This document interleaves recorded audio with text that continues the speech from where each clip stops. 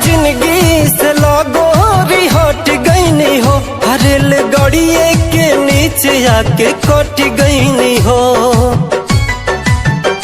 अब का बाड़ू परेशान तू बचावे खातिर, अब का बाड़ू परेशान तू बचावे खातिर, काश तनिका ओले हो तू पावे खातिर, काश तनिका ओले हो तू पावे खातिर।